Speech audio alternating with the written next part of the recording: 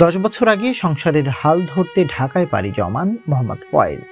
সে থেকেই স্যানিটারি মিস্ত্রির কাজ করতেন তিনি। রাজধানীর যাত্রাবাড়ি এলাকার কোটা সংস্কার আন্দোলনকে ঘিরে সংঘাতের খবর পেয়ে ছেলে মোহাম্মদ ফয়েজকে কল দেন তার মা সবুরা বেগম।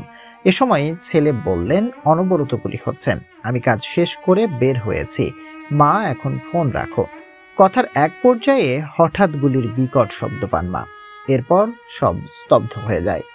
ছেলের আর কোনো কথা শুনতে পাননি তিনি। কোটা সংস্কার আন্দোলনের সময় 21 জুলাই রোববার সন্ধ্যায় 6টার দিকে রাজধানীর যাত্রাবাড়ির সাইনবোর্ড এলাকায় গুলিবিদ্ধ হন মোহাম্মদ ফয়েজ। আহত অবস্থায় তাকে হাসপাতালে নেওয়া হলে চিকিৎসক মৃত ঘোষণা করেন। লক্ষ্মীপুরের রায়পুর উপজেলার চর আবাবিলের ঝাউডগি গ্রামের বাসিন্দা ছিলেন তিনি। গুলিবিদ্ধ ফয়েজকে হাসপাতালে নিয়েছিলেন তার পরিচিত স্যানিটারি ঠিকাদার মোহাম্মদ কাশেম। আজ রোববার মুঠোফোনে কথা হয় তার সঙ্গে। ঘটনার বর্ণনা দিতে গিয়ে তিনি বলেন, চাঁদা তুলে অ্যাম্বুলেন্স ভাড়া করে তিনি আহত মোহাম্মদ ফয়েজকে স্থানীয় একটি হাসপাতালে নিয়ে যান। পরে সেখান থেকে ঢাকা মেডিকেল কলেজ হাসপাতালে নেওয়া হয়। মেডিকেলে নেওয়ার পর চিকিৎসক তাকে মৃত ঘোষণা করেন। তিনি মাথায় ও ঘাড়ে গুলিবিদ্ধ হন বলে চিকিৎসক জানিয়েছেন। পরে অ্যাম্বুলেন্সে করে তার লাশ লক্ষ্মীপুরের গ্রামের বাড়িতে নিয়ে যাওয়া হয়। ঠিকাদার কাশেম আরও বলেন, ফয়েজ তার সঙ্গে 2 বছর ধরে কাজ করছিলেন। দিনে 700 টাকা মজুরি পেতেন। সামান্য এই আয় দিয়ে স্ত্রী ও এক ছেলেকে নিয়ে সাইনবোর্ড এলাকায় ভাড়া থাকতেন। 21 জুলাই বিকেল 5:30টায় সাইনবোর্ড এলাকার একটি ভবনে কাজ শেষ করে বাসার দিকে যাচ্ছিলেন। এ সময় গুলিবিদ্ধ হয়ে তিনি মাটিতে লুটিয়ে পড়েন।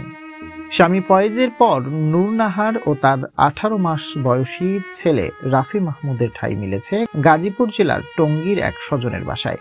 আজ মুঠোফোনে কথা হয় তার সঙ্গে। কাঁদতে কাঁদতে নূরনাহার বলেন, স্বামী আমার আশ্রয় সম্বল সবকিছু ছিল, তাকে তারা গুলি করে মারল। কোন দোষে মারল তাকে কে জবাব দেবে? ঘটনার 7 দিন পেরিয়ে গেলেও কান্না থামেনি ফয়েজের মা সবুরা বেগমের। কাঁদতে কাঁদতে তিনি বলেন, গুলি করে ছেলেকে মেরে ফেলেছে, আমার ছেলে তো আর ফিরে আসবে না, ওর বউ আর ছেলেকে দেখবে কে? শনিবার ফয়েজের বাড়িতে গিয়ে দেখা যায় বাড়ির পাশেই তার চিরনিদ্রার জায়গা।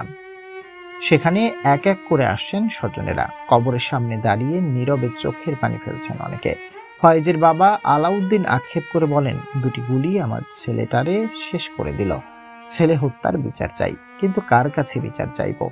আমি চট্টগ্রাম পোর্টে চাকরি করতাম। সেনা সরকারের সময় এক আন্দোলনে আমি চাকরি হারিয়েছি, এবার আরেক আন্দোলনে আমার ছেলেকে হারালাম।